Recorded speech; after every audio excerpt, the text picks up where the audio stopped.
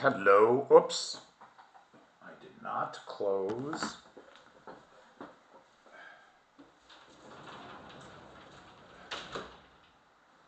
the closets. Sorry about that. How is everybody doing tonight? Let's see. Paul Smith is here. Hey, Paul.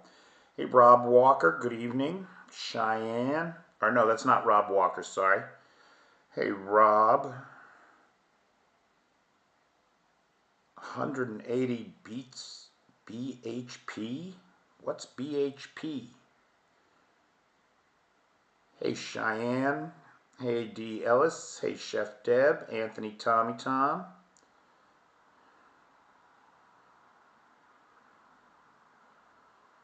Hey, Lars. Hey, Paul. How you guys doing?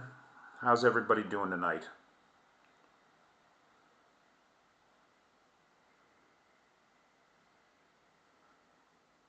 Hey, Darlene. There's Darlene. The peeps are coming in. Hey, Eli. I can't thank you guys enough for coming over here for this week. I really appreciate it.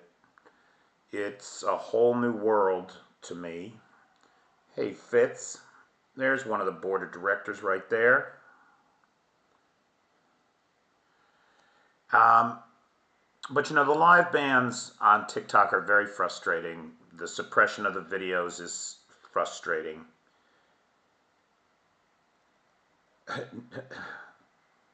Okay, Robert Stewart Key is now Rob180 BHP. What's BHP? That's what I don't get. What's BHP? Hey, Robert Chapman. The bans on TikTok are very frustrating, let me tell you. And the fact that, you know, every night over here on YouTube, you know, core group of the 30 peeps or so are over here is deeply meaningful to me. It's a big deal to me personally. And I want to say thank you to everybody. I do want to, of course, call out a special thank you to our sponsors, the board of directors, Ballerina, Bobby, Dark Irish, Jason Willis Starr, and Lars, who are all long-time supporters of the channel on Patreon and in sponsorship. And so I'm very grateful to them. And they will be sponsoring next week's lives when we're back on the Tickety Talk, assuming that I can stay unbanned. We'll see what happens there. British horsepower, brake horsepower. Interesting. All right. Neither of those things mean anything to me, I'll tell you right now. I thought it was beats per minute, and all I could think of was Moby. Moby ended every show. I must have seen Moby. I don't know how many times I saw Moby, but Moby would end his show with the fastest song of the night. And so the last song of every night was, you know, 180 beats a second, 220 beats a second. Crazy, or beats a minute rather. Crazy, crazy, crazy. You know, and it's funny, that metaphor almost translates. Right now it feels like the tempo, the pace of everything is accelerating. It's accelerating. Make no mistake, those hits against Russian infrastructure last week, they're meaningful. They're meaningful, and we can see it in the way that the Russians are taking it out on the Ukrainian civilians this week. You got glide bomb attacks every single day in Kharkiv and in other cities and towns up and down the front. Sumy especially. Sumy's getting pounded. Lots of civilian casualties from these. And then, of course, there are the overnight drone and missile strikes. Now, last night we had 32 Shaheds come in, 24 of which... so what's that? That's a 75% interception rate, right? 24 of which the Air Force took out. One was lost by electronic warfare, so that's 25. That's a little better than. And then one entered Romanian airspace. What a shame it is that Romania doesn't have the technology to shoot these drones down, or wasn't part of some defensive alliance, say, that could help them shoot them down. Or better yet, if Romania saw that a drone was headed toward it, could shoot it down over Ukrainian airspace instead of waiting until the high explosive charge got into Romania. Wouldn't that be nice? But for some reason, the NATO allies refuse to take these basic actions to defend themselves. And if defending yourself means your air defense coverage might have to go a little ways into Ukraine and into Ukrainian skies, well, that's just the cost of defending yourself, in my opinion. This notion of self-defense, don't wait for these drones to cross the border. Help Ukraine shoot them down when they're headed your way.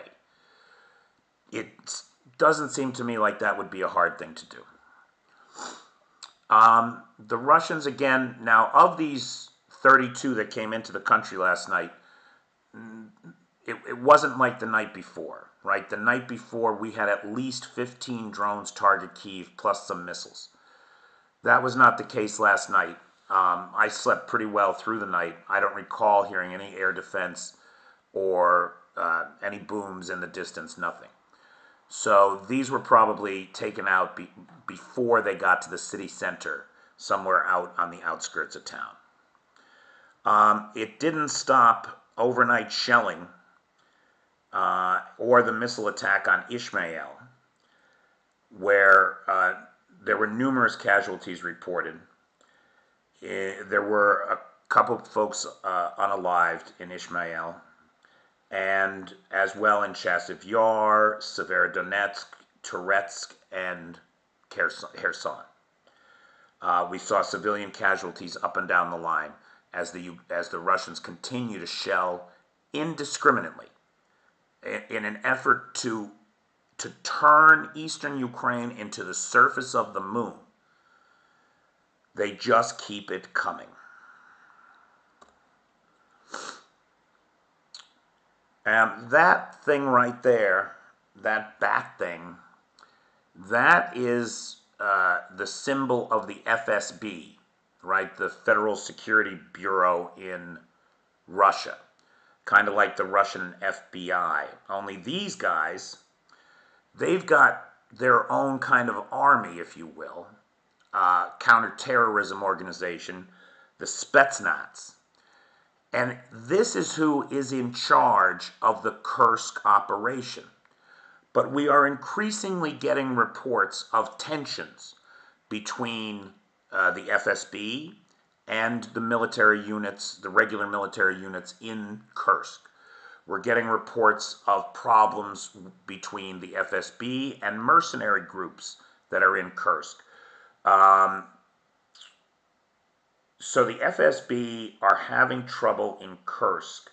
They lack, this is according to the ISW, the Institute for the Study of War, they lack a common connection to the regular military units. They still have no common HQ or central command unit. Additionally, Putin has assigned overlapping tasks to the FSB, to the regular military, to Rosguardia, to the conscripts. So you've got these separate organizations within the political structure of the Russian Federation, some of whom hate each other. And they're all supposed to be reporting to this non-military, this civilian command of the FSB, and it's causing real problems. Why is this the case? We think that this is the case, or at least the analysts that I listen to think that this is the case, because Putin is at a point where he can't trust anybody. He doesn't trust anybody. And so what he does in the palace is he pits people against each other. The problem is, when you're on the battlefield, all of your pieces have to work together under a common chain of command. And instead, he's out in the battlefield pitting his own people against each other rather than against their common enemy. Now, these problems are resulting in what we see.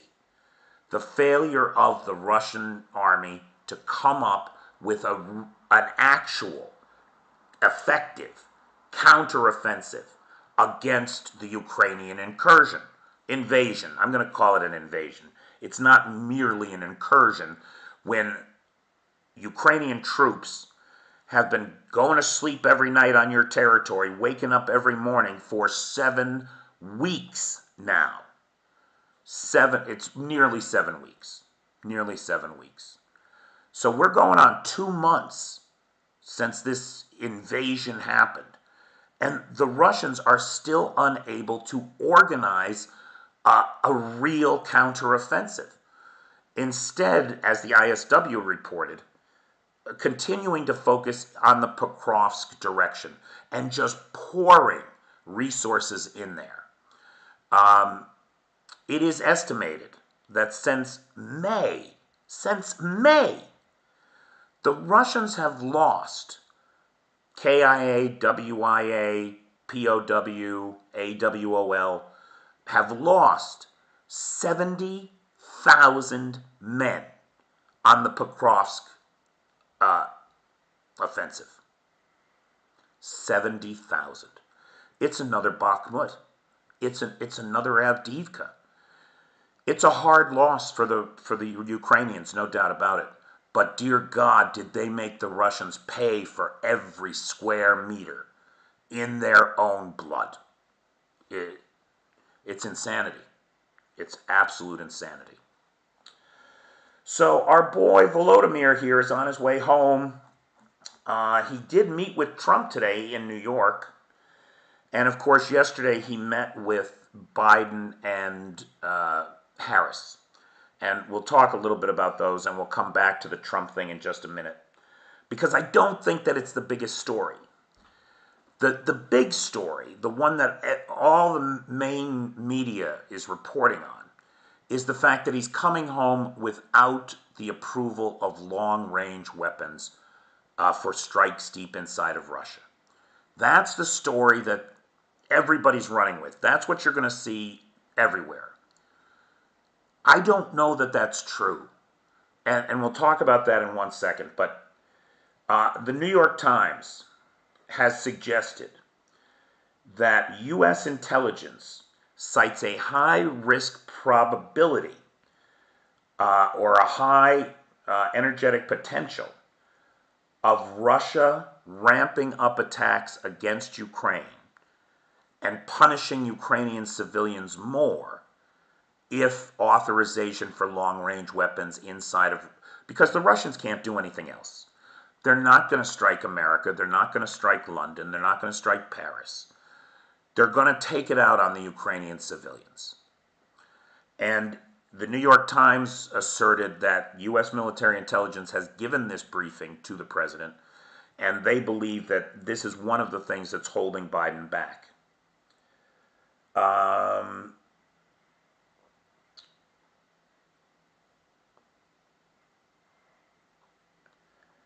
Britain, for its part, is leading the way in the coalition, in the alliance, to try to push for those long-range strikes deep inside of Russia. What's holding them back, because they have the technology to do it themselves, there's no doubt about that. These are ITAR-free weapons developed by the British and the French. But they don't want to go it alone, though they have, and it is important to recognize that. They win it alone on tanks. They win alone on the provision of Storm Shadow missiles, right? Anti-tank weapons. They have been leading on this thing in the absence of American leadership. And I give them all the credit in the world because God knows Ukraine needs friends like the British. However, what they don't want to do is risk fracturing the alliance. especially with the uncertainties around the next presidential election. And so Britain is choosing not to go it alone. Harris, for her part, made some really interesting comments regarding Putin, and I have some more comments about him coming up here. But Harris said that Putin isn't offering peace, he's demanding capitulation.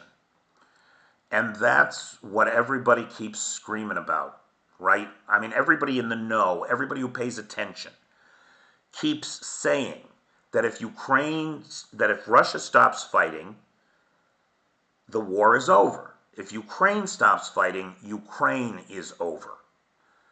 That's the reality on the ground here for these folks. And Harris points out that every so-called solution that comes out of the Kremlin is really just capitulation. And it's those same words of capitulation, of surrender, of submission, that we heard out of the mouth of Donald Trump as he repeated Kremlin talking points about how Ukraine doesn't exist, it's completely obliterated, yada, yada, yada. Nonsense. This is nonsense. Have cities been leveled? Yes. Can they be rebuilt? Yes, they can. So please. Have lots of people died? Yes, they have. All the more reason to keep fighting. Make those sacrifices meaningful. Make them meaningful.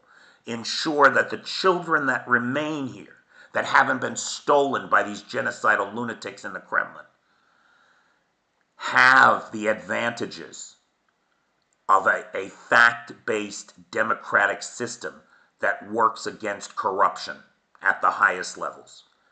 That is the hope for the future. So that's where Britain and Harris and Biden stand after the meetings. There's been no policy change. There is no official use of ATACMS on Russian soil or authorization for long-range strikes into Russia. Okay? Then how come the Ukrainians keep using ATACMS in Kursk? Now, maybe I just have it wrong, right? Maybe I just have it all wrong. And the short-range ATACMS are okay to use inside of Russia. Maybe that's what it is. But I was pretty sure when they first gave the authorization for U.S. weapons to be used on the territory of Russia, it was limited to defensive actions around Kyiv and that ATACMS weren't on the list. This is not a defensive operation around Kyiv. This is an offensive operation into Kursk, onto Russian territory. So I don't know what's going on. I freely admit that. I would love for somebody to tell me. But here we have evidence for the third time, right? I reported, I forget what the first ATACMS attack was on, but there was it was on the command HQ, right? It was on the command HQ inside of Kursk. They hit a command center and some massed troops. And that was the first use of ATACMS. Then we saw ATACMS used to take out pontoon bridges and engineering crews along the same river. Now today we have news of an ATACMS strike against an S-400 missile system. And there was a Pantsir, which I think is spelled wrong here.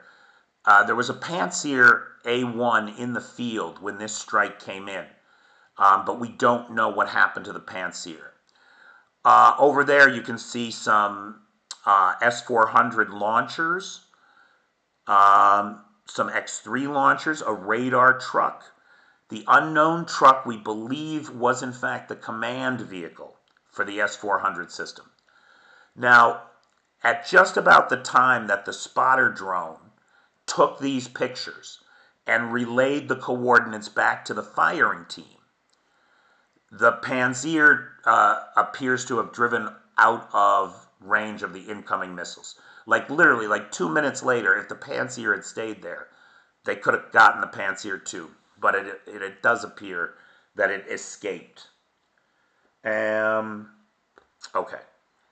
Now, what you're looking at here is at least $400 million of equipment that went boom. So it's another S-400 missile system.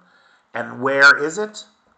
90 kilometers, 60 miles inside of Russian territory, about 12 kilometers northeast of Kursk itself, the city, right?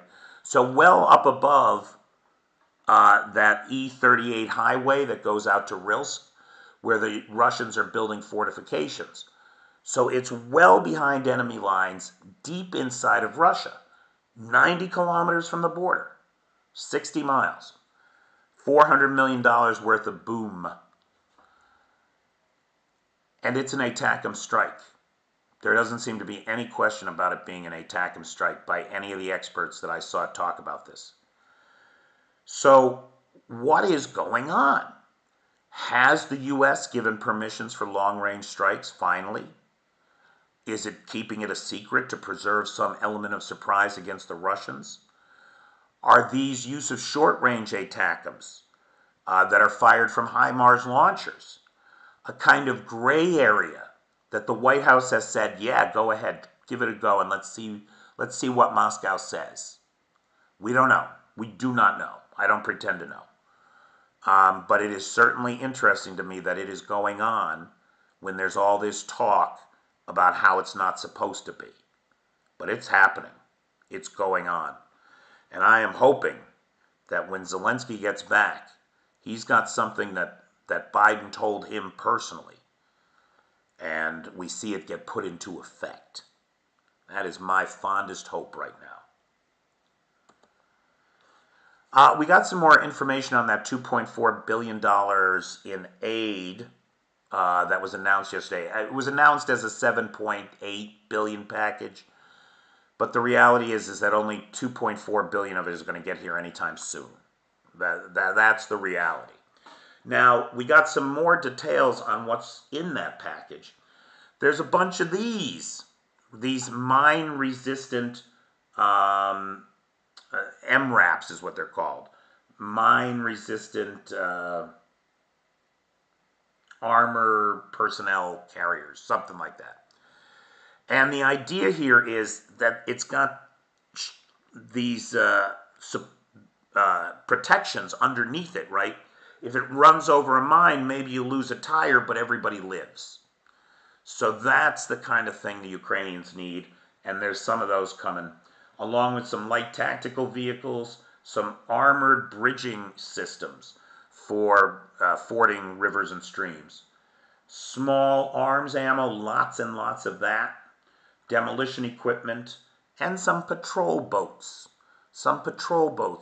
The patrol boats keep coming in. Have you noticed? Right? From some Scandinavian countries, some patrol boats from the British, some patrol boats from Canada, Now these are starting to add up. What is the need for these patrol boats? Unclear at this time.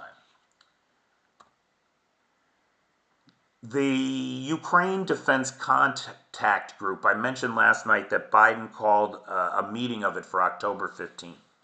These are the countries that are involved. Now, here's the thing. I didn't know last night when I reported on this, or I somehow missed it in the reporting, that this is not a typical meeting of the Ramstein Group. This is a presidential prime minister premier meeting. So Biden is calling this meeting, and he's saying to the 57 countries that are involved, 32 of which are NATO countries, and then another 25 that are not, he's saying to the 57 leaders of those nations, the presidents, premiers, and prime ministers, to come to the meeting. Now, that's very different from having your Secretary of State or Minister of Defense go, right? There's no layer through which to talk. You're talking to the guys who make the decisions. to the folks who make the decisions. And that's what's going to be happening on October 15th. So we should certainly keep our eyes on that and see what comes out of that as the Ukrainians continue to pummel Russian positions in Kursk well behind the lines using American-made ATACMS, which I can't believe is not a bigger story. Has anybody else seen anybody else even report on that?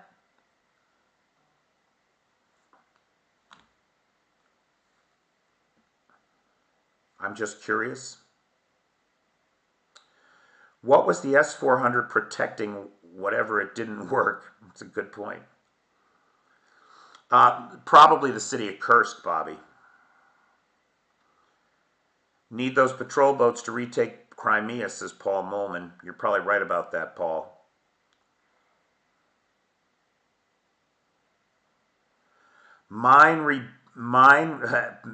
PT corrected me on what an MRAP stands for. Stands for Mine Resistant Ambush Protected. Why is Cambodia on that list? Paul, honestly, I don't, I liked that map. It was the best world map of the contact group, but there was no explanation there was no legend for it, which was very disappointing to me. So I'm not sure, but I thought it was a good graphic. Sorry. No, nobody is. Very few people. Such a Minos is picking up on it. The story comes from the video released. You can see those ATACMS cluster munitions scatter across the targets. And the analysts all agree that that's what that is, that it's ATACMS cluster munitions fired from HIMARS. Or is it? Because at 90 kilometers inside of Russia, admittedly only about 35 kilometers from where the Ukrainians are, but that would mean that they would have a HIMARS at the front. It's almost outside the range of those HIMARS systems. So anyway, it's very unclear to me, and I welcome any input on that. So the UN has said that it does not have the money to assist Ukraine this winter. So the UN not only talked a lot of talk the other day without doing a fucking thing as far as I can tell. They also have now said that they will not be able to assist in winter. And winter is coming. It was 80 degrees out today, most of the day, but this morning, there was a chill in the air. Like you could feel it, feels like October's coming, and it is. So this was very disappointing from the UN. The main intelligence directorate of Ukraine, and if you don't, now remember, what's the symbol of the FSB? A bat, right? What's the symbol of the main intelligence directorate of Ukraine? An owl. Guess what General Budanov has sitting behind him in his office? It's a painting of an owl capturing a bat in its claws. This is the official GUR patch, and you will note that the owl has a broadsword in his hands, and that sword is pointed right at the territory of Russia, and with good cause. So the HUR has undertaken, it looks like they've just finished, a huge cyber attack. It is being reported that they destroyed the data and made unrecoverable 800 Russian infrastructure servers associated with the military, the administrative components of government related to the war, and financial institutions, including Roskosbank and the Moscow Credit Bank, where the mobile apps have been unresponsive to users and unusable for at least 48 hours now. No, I'm sorry, I take that back. 96 hours. 96 hours. Now, I don't know if you guys remember, every once in a while we get these reports of official cyber warfare between Ukraine and Russia, right? Pardon me. And I want to say, I was reminded today in reading up about this. I want to say there was a big attack on September 6th last year, 2023. It was on the company that issues digital certificates, right? So a security company will issue to a business a digital certificate. And that certificate demonstrates to users on the internet that you are who you say you are. It's what lets you go to an HTTPS website, a secure HTTP site, and you see the green check mark verified, right? That person has a digital certificate that can be validated, and we know that they are the website that they say they are. That's why you only ever go to HTTPS sites these days. You never go to an HTTP site. Just don't do it, because it's most likely it's trying to pick your pocket. Most likely. On one of these digital certificate sites in Russia last year, after it had been compromised for about a month, like a month? How is it possible that for a month after your cyber attack, your website still has a message from the attackers up as its main page? Like, just unplug the damn thing, right? Don't leave it up there with a message from the attackers that says, your digital certificates are in safe hands. The sale of your data will help fund the Ukrainian armed forces. I love those guys at the GUR, baby. I love those guys at the GUR. So the cyber warfare continues, and make no mistake, Russia is executing cyber warfare operations against the United States and the West every fucking day. We know the budget that they have for it. $1.9 billion a year. A year. We got to wake up to that. We got to wake up to that, boy. It's a fucking problem. Okay, now the Zelensky and Trump meeting. Zelensky, I think, okay. Before we talk about what actually happened, let me give you my aspirational hopes and dreams. What I hope to God is true. That Zelensky lied to Trump through his teeth. That Zelensky told him a load of bullshit just so that it would go back to the Kremlin, and then those guys are still in the dark.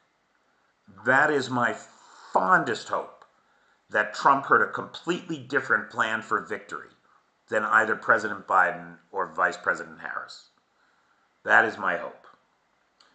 Now, what we do know is that after the meeting, Zelensky said it was a substantive meeting with Donald Trump. I presented him with the victory plan. We covered many details. A just peace is necessary.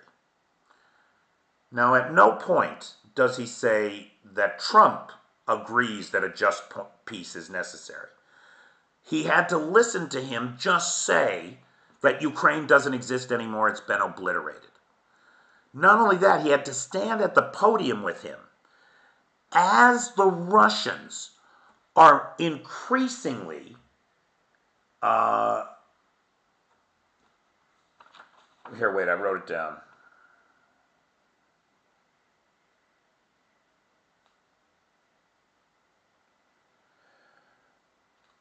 He had to stand next to Donald Trump and listen to him say the words, I'm sure President Putin wants it to stop too. at the same time that the Russian war machine is ramping up a global alliance of the axis of evil, that it's like a bad legion of doom of all these rogue nations and states that are the worst of America's enemies.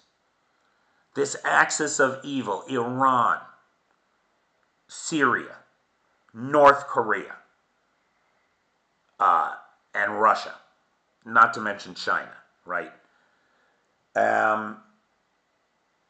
This Legion of Doom style coalition was responsible in Gaza for the Hamas attack of October 7th. There's no doubt that those folks were trained by Iranian agents supported by Russian military in Syria. There's just no doubt about that. The North Koreans have sent dozens of missiles into the sea toward the territory of Japan, toward the territory of South Korea, as they flex their nuclear missiles, just like Big Daddy in Moscow is doing every day. Inculcating and encouraging and whispering in their ears that if they use nuclear blackmail, they can get anything they want. And the longer we take to find the balls to do, it is really just like 1939. You know, Ukraine is going it alone against this war machine with global reach, desperately asking for weapons from allies, just the same way that the Brits and Churchill were going it alone against the Nazis, and were asking desperately to Roosevelt for weapons. And Roosevelt is running against a guy who says that we shouldn't get involved in Europe at all. This is 1940, right? Right a year before Pearl Harbor, when America finally got dragged into that conflict.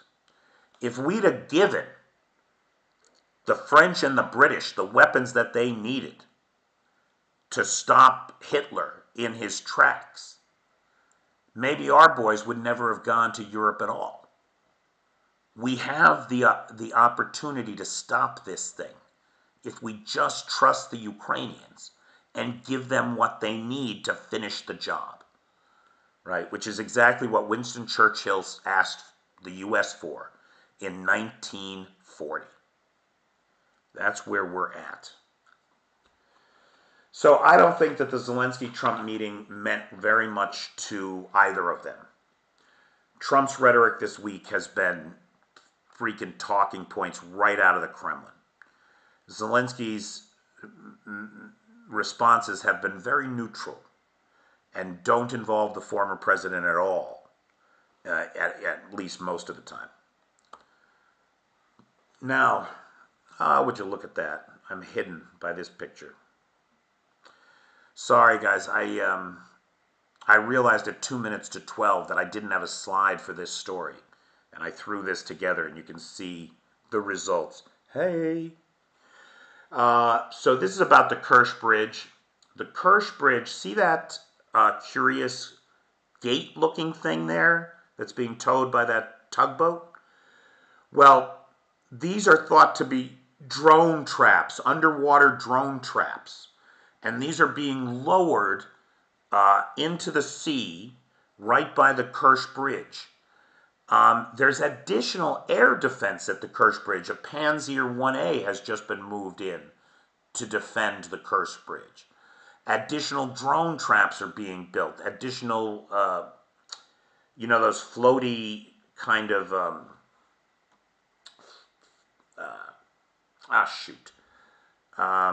what do they call them? They float in the water. Oh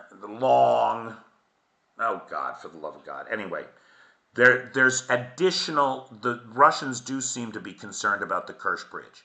And it did occur to me today, a lot of people ask, why haven't they taken the Kursk bridge down? Well, gosh, look at the work they're putting in. Look at the money, the time, the trouble, the manpower that isn't engaged in actively killing Ukrainians. Instead, it's building underwater drone traps. Let them do it. When Ukraine wants to take that bridge down, I have every confidence that bridge will come down. And in the meantime, if it drains Russian resources away from the front and from actual valuable, expenditures of energy, then by all means, leave it up for a little while longer. It doesn't do them any good anyway. This is really bothersome to me. I don't generally report on the stories of Ukrainian children coming home. And that's because it's always 12 or 9 and the Russians have taken a verified 19,500 plus children from this country. Almost 20,000 children. By now, that's an old number. We don't have an updated number. By now, that number is undoubtedly higher. It's more than 20,000 children stolen from their families and sent to God knows what fate inside of Russia. Of those 20,000 stolen, less than 400 have been returned.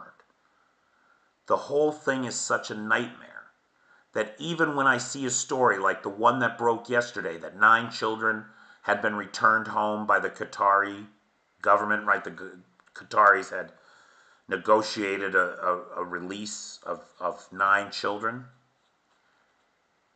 I don't tell those stories. I don't report on them because they seem to fail so completely in addressing the real issue of 20,000 stolen children. And then what's even worse is when the report turns out to be false, that it was just Russian propagandists saying that they had returned 9 children in order to make it look in the world as if they're working on getting children home. And it wasn't even true. Not according to this guy. This is the Ukrainian ombudsman to Qatar, a guy by the name of Lubnitz. And Lubnitz, according to reporting in the Kyiv Independent today, Lubnitz says that it never happened, that there were no 9 children, that it was nothing but a Russian PR. The idea, first of all, the kind of person you have to be to authorize the systematic theft of a country's children, the kind of person you have to be to even think that that's a thing to do. And then later, to cover the fact that you did it 20,000 times, you release maybe handfuls of children back to their families. And then when that gets too cumbersome, you just lie about it and say you released a handful of children. When we say in the West that we don't understand Russia and we get Russia wrong, it's because of things like this. These are crimes of such a perverse and obscene nature. Crimes against nature herself, the bond between parents and children, that we can't even conceive of someone doing it. This is the problem. And that's why we need to trust the Ukrainians, because they have the experience of Russian cruelty in ways that we will never understand. So we got to give Ukraine what they need in a timely manner, please, and then get the fuck out of the way and let them do the job which they have demonstrated themselves most capable of. 2 final thoughts before we go here. This guy, Terry Virts, gave a great interview on Ukraine the Latest, the podcast, from the Telegraph today. This is from today's episode. This quote is from today's episode. Now, this guy is a U.S. Navy pilot, Navy if I'm not mistaken. But he was a test pilot, fast jet experience. He was an astronaut, former commander of the International Space Station, Colonel Terry Virts. And Colonel Virts said something very interesting today on the pod that I thought beautifully summed up kind of one of the themes that I keep repeating here. If Ukraine wins, this is the last battle of World War III. If Ukraine loses, it's the first. And I thought that was right on target, right on the money. It's a great interview with Colonel Virts on Ukraine, the latest today. I highly recommend it to anybody who's interested in space exploration, rocket technology, and Ukraine. Last thought. I'm not really on Twitter. I don't really follow anybody on Twitter. I never post on Twitter. I don't think I've ever posted once on Twitter. Because I don't have any interest in participating in adding to Elon Musk's wealth. Like, he does not need advertising dollars from my eyeballs on ads on Twitter. No. But sometimes things come up, and I don't know who pointed me to this tweet. I can't remember now if it was Juzzy from Ukraine News TV on YouTube, or if it was Chad Scott. It was one of those guys. They pointed me to this guy, Darth Putin, who had this great tweet the other day. The best bluff I make is not that I will use nukes. It is that there is some way to appease me that will take my nukes off the table when it all does is reinforce the value of the bluff. Can't believe idiots still fall for it. And while here he's talking specifically about the nuclear saber rattling that Putin's been doing lately, I think that hidden in here is a deeper truth. The biggest bluff that Putin ever convinced us all of was that he could be appeased, that there would ever be enough. For people like him, there is never enough. Every time he wins, he thinks, I can cheat this person out of more. And he does. The greatest bluff that Putin ever played on the West that we've believed is that he could be appeased. He can't. His appetites are insatiable. They know no bounds. I think it was, who wrote Slaughterhouse-Five? Was that Vonnegut, Slaughterhouse-Five? I think that's Vonnegut, right? I feel like it was Vonnegut. Vonnegut was at a big Long Island party, and somebody said to him, this guy makes more money in one day than you ever will in your whole life. And Vonnegut's response was, that's okay, I have something he will never have. Enough. Enough. People like Putin will never have enough.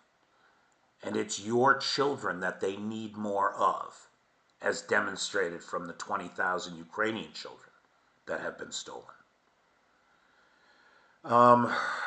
So that's my final thought today. Big thanks to the sponsors, the board of directors, and the chairman of the board, Ballerina, Bobby, Dark Iris, Jason Willis Starn, and Lars. Thanks to the mods, Cheyenne Vanetta, Max Power, Jay, and Travis. And thanks to Lars, who has the Discord server and the Alexievich archive. Nightshade, who has the Peters Peeps public group over on the Book of Faces. F and Hell, who sponsored a video because there were no live sponsorships available for 2 weeks. And if anybody else wants to sponsor a video, I'm actually going to record a couple after this live. Try to beat the trolls out by posting at an unusual time. And we'll see what happens. I'm still being badly, badly suppressed. I think the videos from yesterday have less than 400 views. So there's no movement there. Okay. Q&A. Questions, comments, points of observation, or personal needs. PT says Vonnegut. Yes, thank you, PT.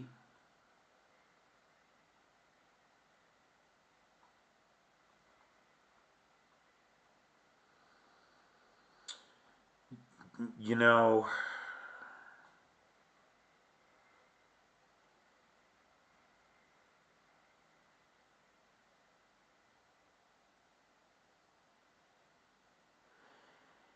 oh yeah, the Baltic people know. What podcast? The podcast is called Ukraine the Latest. You can find it on all your podcast apps and on YouTube.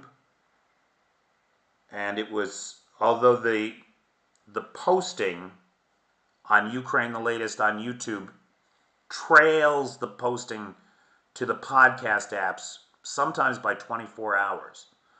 So it was today's episode. And it's recorded at 2 o'clock London time in the afternoon, if I'm not mistaken. Or maybe 1, something like that. If you don't know it, Paul, it's a great one. Yeah, I thought that quote from Terry Virts was right on the... Like, when I heard it, I thought that's beautiful. That's beautifully phrased and deeply insightful. I really think it captures the moment. The board approves this message.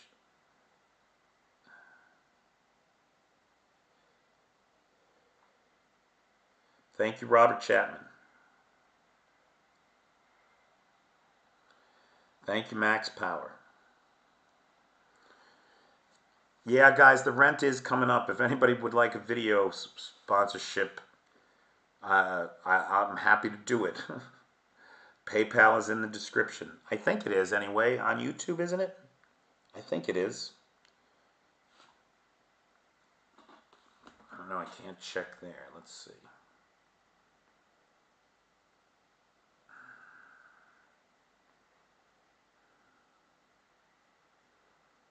Yeah, sort of. It's sort of there. My at...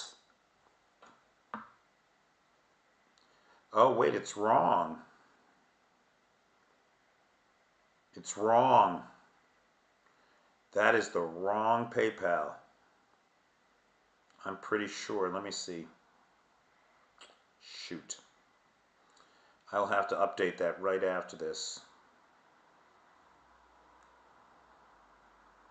Yeah, no, it has the Cyrillic spelling of my name for the PayPal, like it is here. But that's not right. It should be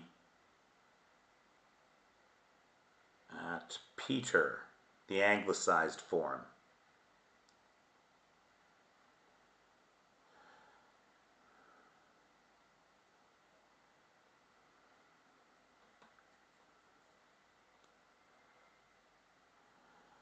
Oh, Nicola, I'm sorry to hear you had a problem with that.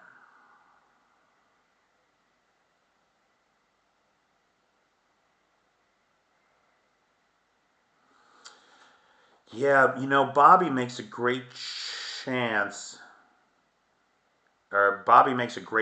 comment here.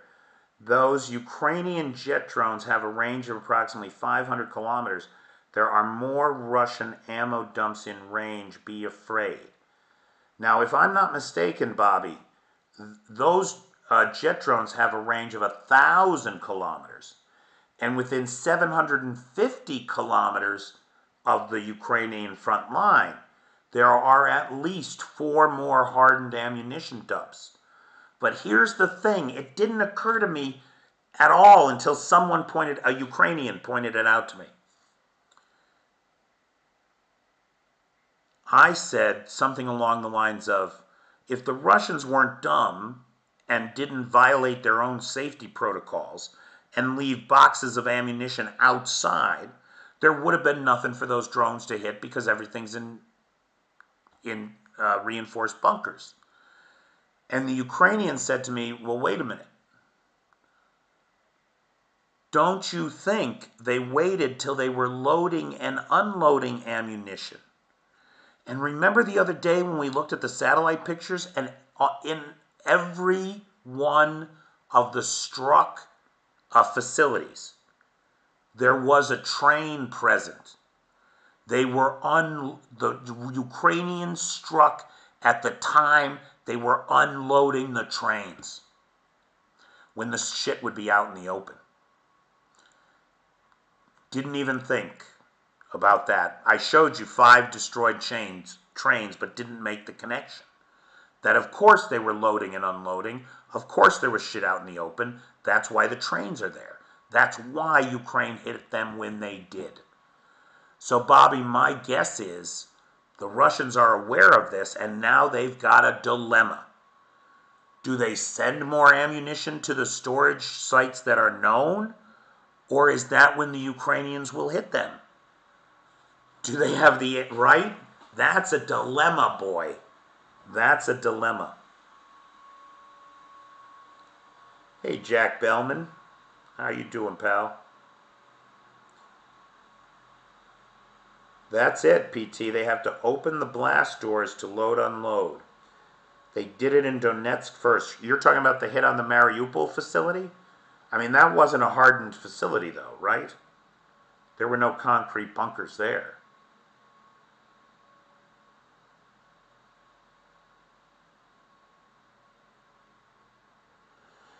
Yeah, Bobby, somebody else said that to me recently, that the Russians don't have forklifts and pallets, that the boxes have to be carried by hand. Like it's 1798 still, right? You know, and that you got to move the cannonballs. So you get some farmers from the Taiga out there to do it. It's crazy. The one in the Donbass. PT, I don't even know what one in the Donbass you're talking about. I'm aware of 5 large ammunition strikes in the last 2 weeks. Mariupol, Voronezh, the 2 in Tver, and the 1 in Krasnodar.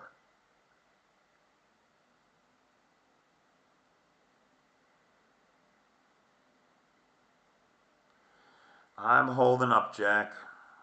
Holding up.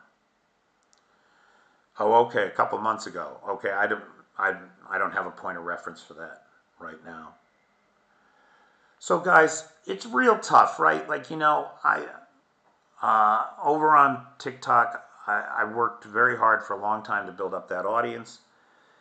And having to move platforms is huge pain. The fact that there are, you know, roughly 30 to 40 people every night that come over, that go to the effort, I really appreciate it. Thank you all. Thank you all very much. For me, it's just past 1 a.m. here. I'm going to figure out how to go live on both YouTube and TikTok for Monday. I'm going to figure that out, and one way or another, we'll be live in both places. So with a little bit of luck, I will see you all on Monday. If anybody wants a video sponsorship, the PayPal is in the chat, right? I put it in there. Hit me up, and I will get you a video sponsorship. Thanks, everybody. Thanks for being there for me as I wrestle with this live ban and stuff. And I will see everybody on Monday. Take care.